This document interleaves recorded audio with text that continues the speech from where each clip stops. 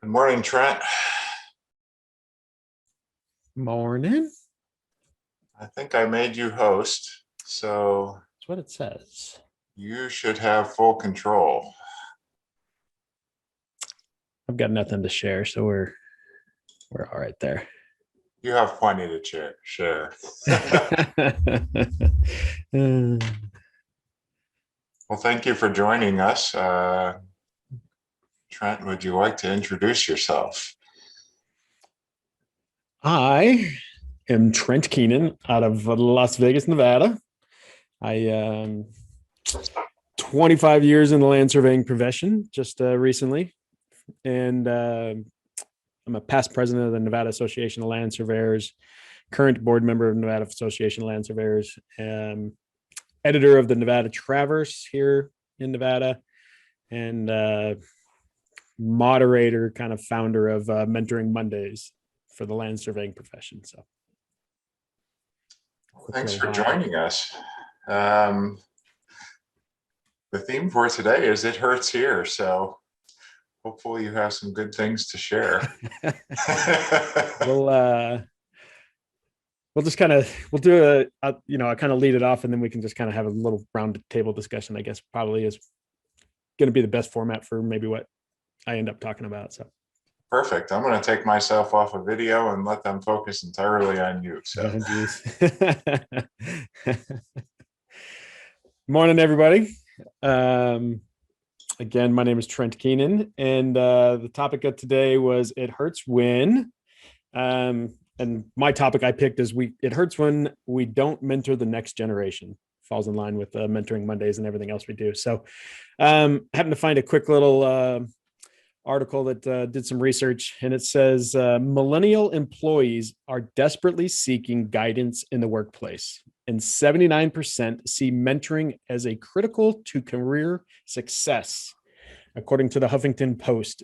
And 43% plan on quitting their job within the next 2 years, as employees are frantic to retain talented employees, but often view setting up mentorship programs as an extremely labor-intensive and overwhelming process. So we see it kind of every day on the Facebook posts. We talk about it on Mentoring Mondays as well. And biggest thing, that we're finding is, at least what I see, is we're surveying by a computer monitor now.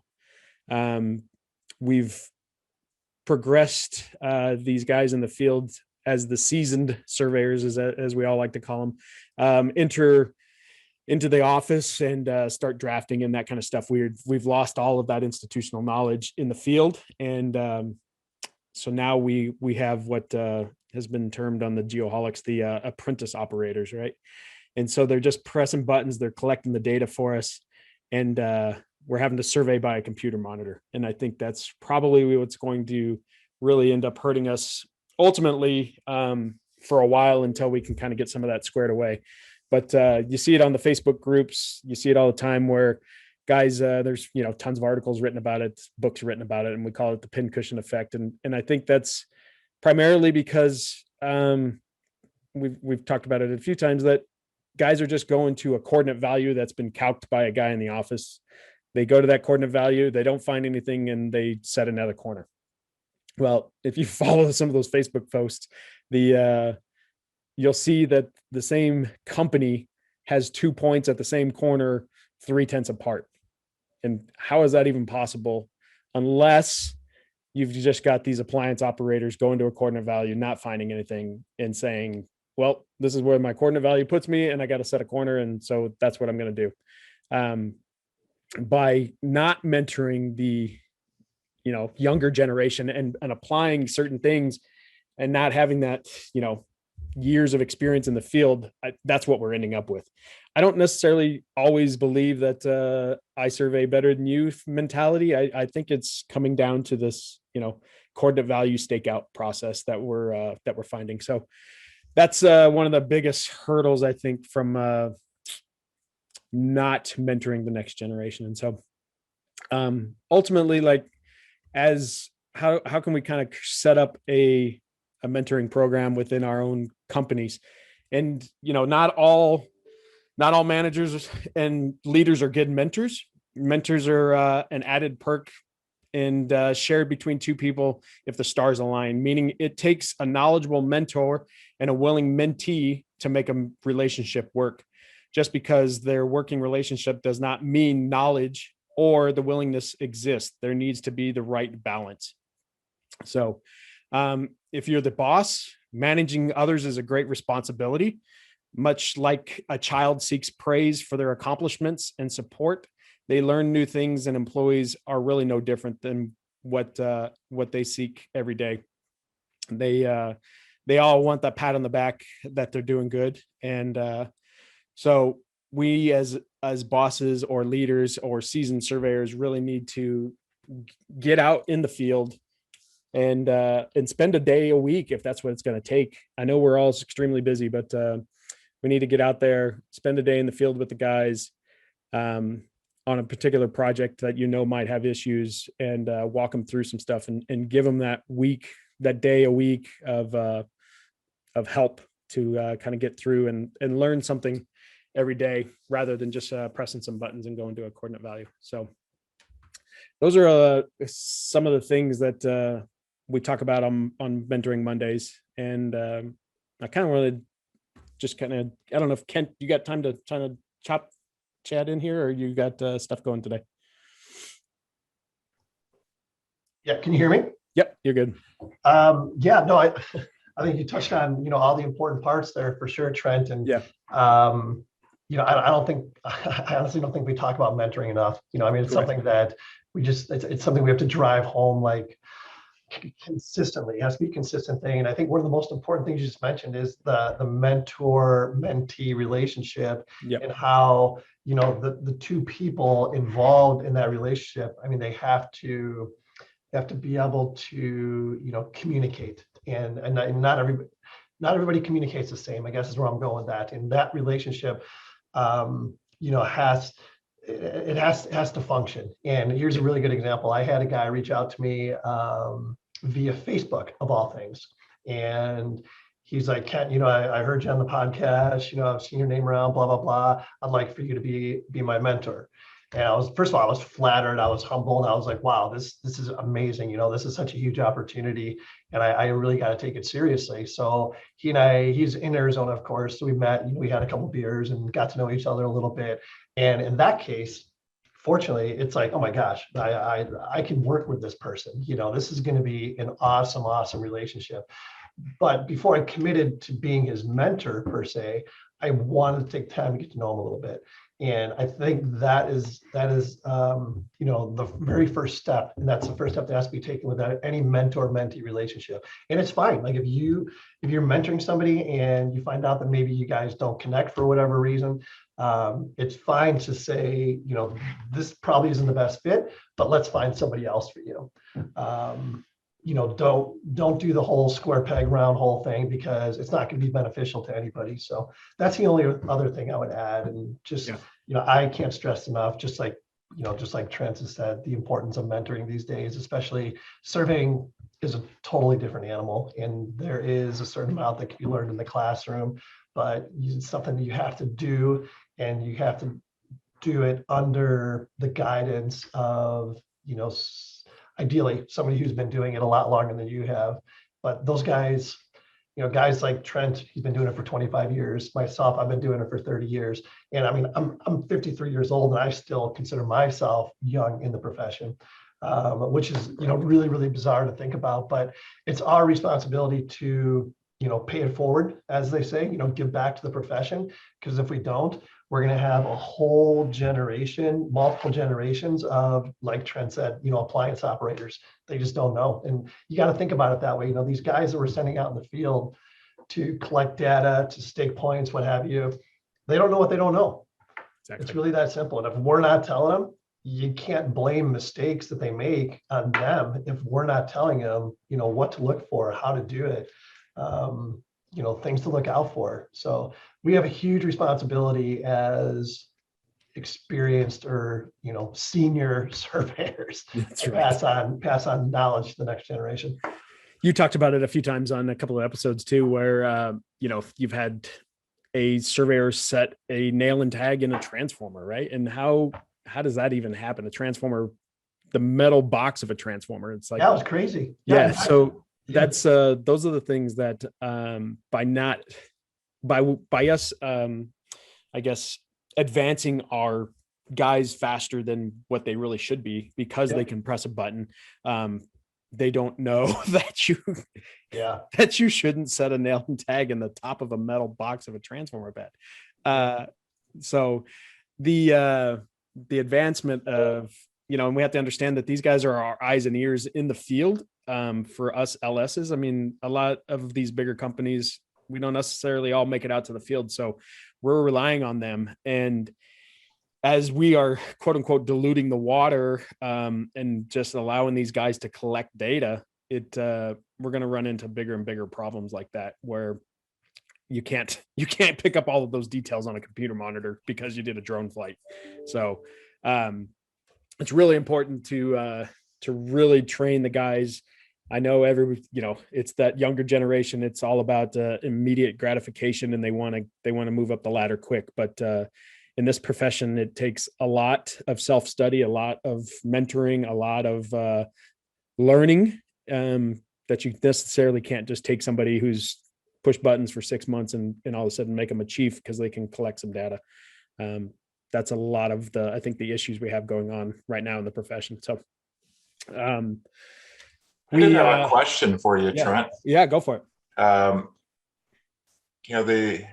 I know in Arizona, the average age of a surveyor is pretty old. Across the country, yep. So you might know that better than I, but how is your state, or the things that you're doing, bringing new people into the industry? And the second part of that question would be as the younger generation seeing the world of survey as a career? So on both of those, that is obviously been one of my platforms for the last 15 months. Well, I've been even prior to that, but now with, kind of all of the social media side of things, these Zoom meetings, the platforms, all that kind of stuff, really doing a lot better job of trying to promote the profession, because that's what we haven't done. Obviously, I had written an article recently about the average age of the surveyor, what's going to happen. And I can share that with you afterwards if we want to kind of post that stuff up on the social media later. But average age of the surveyor, I did a 6 months research project. I will tell you, from all of the data that I got back, I would say we're pushing about 42 to 52%. So just say somewhere in the 45% range across the United States. Demographic is 61 or older from a licensing standpoint. So if you're a licensed surveyor in any state, with the data I got back from each licensing boards, it's anywhere between 42 and 52% are over the age of 61. Here in Nevada, with that data, we have 285 in-state surveyors. 120 of them are over the age of 61. And we could lose 120 in-state licensed surveyors, but we've only, in the last 10 years, we've only licensed 32 new licensed surveyors. So, and part of that 32 included a few of, so 2010, we went to a 4-year degree requirement. The next, I think it was 4 exams, so almost the next 2 years, allowed those guys who were in the system, and allowed them 4 extra exams after the 2010 to continue to pass their exam. And so we had like 52 people pass in 2010. We had another additional like 19 in 2011 and an additional 17, I think, in 2012. So the numbers of 32 are somewhat skewed because it was a lot of those that were still in the system. If you look at our data, we've been averaging 1 or 2 licensed new in-state licensed surveyors a year. We did have a spike a couple of years ago where we had 5. So the average age and how we're going to fill that gap is really what I'm trying to do with the Mentoring Mondays. Try to provide a platform for everyone to learn. Anyone who's going after their exam, anyone who is a sole proprietor. We had Will on earlier this week, Will Wing, right? His comment was we didn't have anywhere to go or bounce ideas off anybody. So that's a lot of what Mentoring Mondays is about, is this network of people, weekly Zoom meeting, come in, talk to people. If you got my open platforms are kind of, if you got a survey problem, if you've got a boundary issue you want to resolve, reach out to me after the meeting, reach out during the meeting. We've got so much experience on those meetings that we can help walk through some of this stuff and keep you from getting in trouble with the state board later. So hopefully a simple question will, solve a problem down the road later. As far as promoting the profession, that's where we have not done a really good job. And that's getting into the schools. I just, this morning, I have the Nevada Young Surveyors Network. They recently, a couple weeks ago, went up and I have the PowerPoint presentation from Get Kids into Survey, and it's about, it was about 51 slides. There's 4 characters on this Get Kids into Survey PowerPoint presentation. We did a voiceover, a narrator and a voiceover of each of the characters on this PowerPoint presentation, and just put together a 20-minute video based on all of these characters inside the Get Kids into Survey. So that platform, since things are digital, schools are still digital, virtual career fairs, all that kind of stuff, we're going to upload this to virtual career fairs within the elementary and middle schools to allow them to watch it, get a little bit of exposure of surveying, since we can't be in the classrooms. And then back about 10 years ago, here in Nevada as well, in the Southern chapter, we created a video called The Land Surveying Career. And it's about a 4-minute video, kind of high energy. It was done by a high energy kind of hard rock DJ. So it's really geared towards the high school students to grab their attention. And again, for those virtual career fairs we have going right now, we're loading that up to the high schools so that they can play those. We do have a PowerPoint that goes with that as well. So back to the original question, we just need to find a way to continue to promote. We're bringing the wrong tools to the career fair. If you look at a lot of the pictures from career fairs, it's lots of seasoned surveyors and 100-year-old transit and maybe a scribed rock on the table. We're not bringing the drones. We're not bringing the scanners. We're not really bringing the high-tech technology that we're using. So we're not gaining the kids' attention. And like I like to say in my presentations, we're in these career fairs next to the SWAT guys, we're next to the firefighters, next to the police guys, and we're trying to gain attention of students as they walk by the table by a 100-year-old transit and a rock on the table. And it's not going to happen. So we've been doing, in my mind, from a career fair standpoint, we're not doing it correctly to gain those kids' attention. They're just walking by because there's nothing to grab their attention. If we got the drones on the table, that's going to bring the kids. We've got the augmented reality sandboxes, awesome hands-on tool to play with, teach them real quick about contours, but it's full of bright colors. It's going to grab their attention. Bring the scanners, have the videos playing in the background with all the BIM modeling and stuff like that. So definitely need to make a shift on the career fairs to kind of gain that attention. Follow-up question to that. Yep. One of the things I saw when I was over at Energio in Germany was a number of young professionals in the survey world who are recently out of college. But I was just astounded by their professionalism and the dedication that some of the other countries had towards bringing up younger surveyors, really educating them quite extraordinarily well. Do you see any models that exist, whether in the US or Canada or Europe or abroad, that seem to be working? That I will tell you, I have not. There you go, Nolan. Right? YSN. That's a good point. Good point, Nolan. Yeah, I would. Other than the like Nolan says, the YSN, I will tell you, I haven't done a lot of research on that, but I might try to follow up on something like that, because I will say that is. Oh, there you go. Kent's raising his hand. Let's unmute Kent.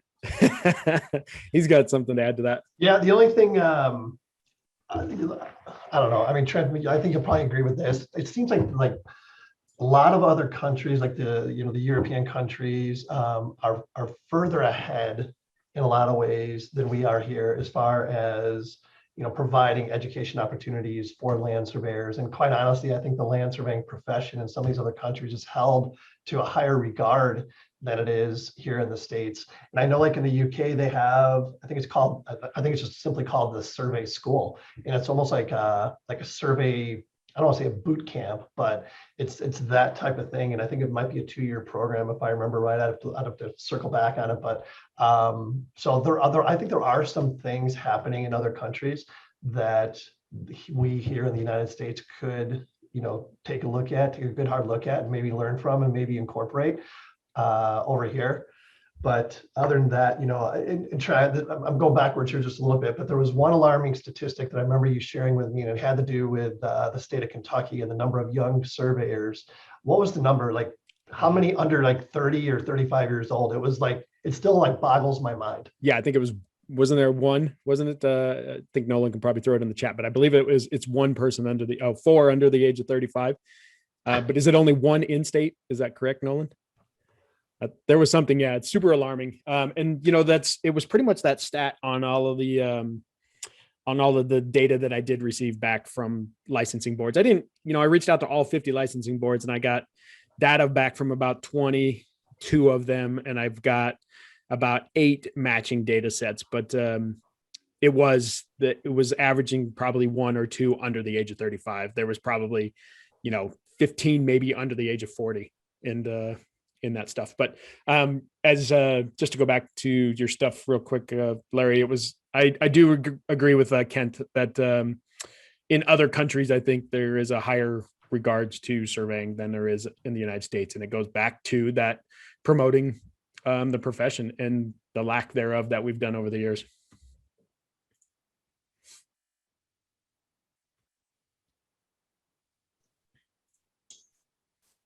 Find my unmute button. Well, thank you for that. Yeah.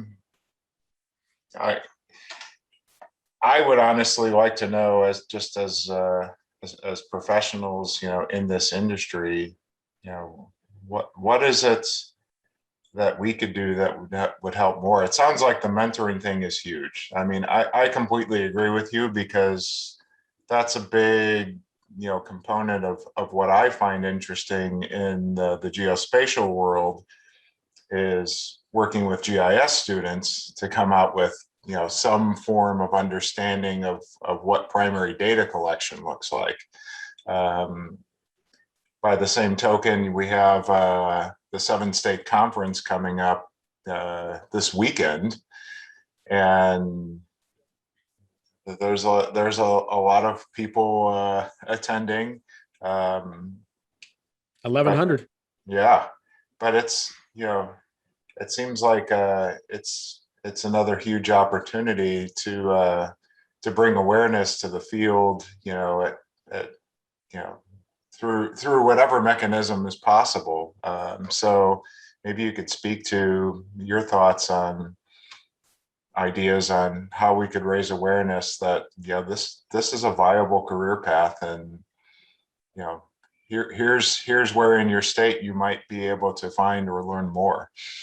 I'll tell you, the big push that we've been trying to do is get in front of the high school counselors. So we have the high school counselors, you have each individual state will have their own high school counselors career fair, I guess we'll call it, or our conference. And then there's one nationally. So we need to get in front of the schools. My daughter went to a career engineering school, so we were always helping out with the career tech high schools. I think that's really where we need to get into these different high schools that are providing the platform for the career techs, and get in front of them, get in front of the high school counselors, and then the STEM, and that's pushing the STEM. And so I'm currently working with, it's called Nevada Connects here. And there's about 60 or 70 teachers within the state of Nevada.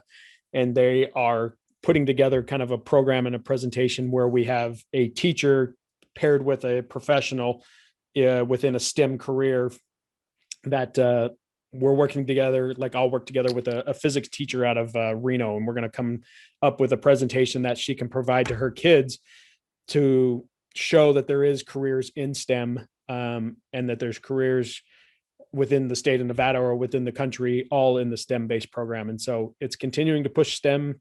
It's getting in front of the career techs, high schools. It's getting in front of the counselors so that everybody knows that there is this STEM career out there. And we need to push, obviously, the diversity, right? And that's pushing, getting women into surveying and getting minorities into surveying. There's so many opportunities out there for people to get involved in this profession, no matter, whether you go to college or you don't. There's a position for you on a survey team and then within a survey department. So I think we continue to just promote better than what we've done for the last say 20 years. And again, with social media and getting in front of the schools, virtual career fairs, whatever it may be, we need to do a better job. Maybe you could jump in a little bit and talk about what might be going on in the state of Arizona. Yeah, I think with COVID and everything, that kind of put a damper on some of those efforts. Now it seems we're coming out of that, so we need to, I think, refocus on some of the things we had going prior to that.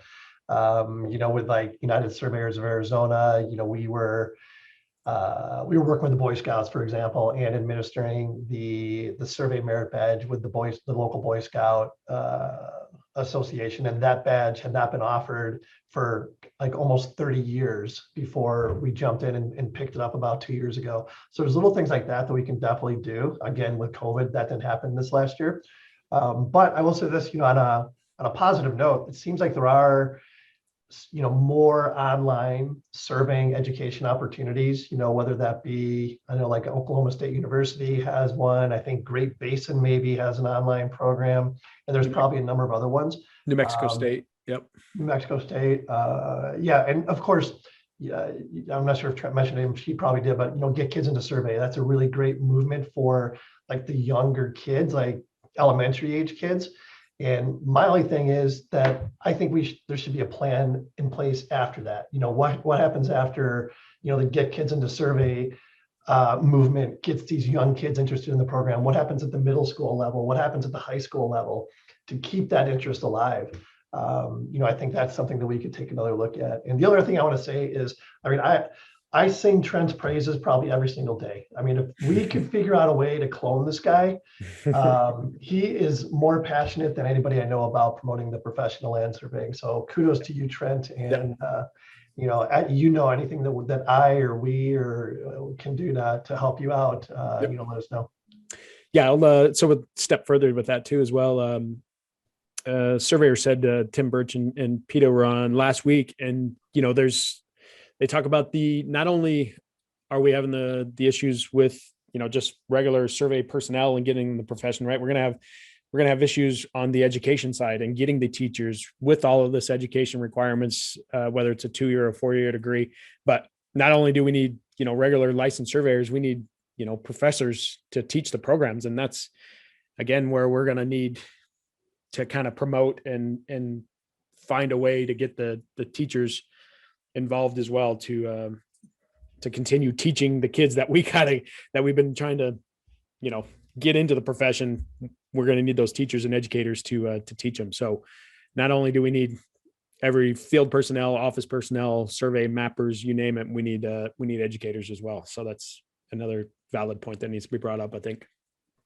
Yeah, for sure. And the need for surveyors isn't going away. That's for sure. It will go away if we allow it to go away, but there's so much opportunity. It's ridiculous. Yep. And I know just having some conversations, Larry, conversations with Nick, just about the student in the classroom now and how much that's changed as well. And in trying to keep the attention of a student in a classroom is tough with all the outside distractions, whether it's the phone, the social medias.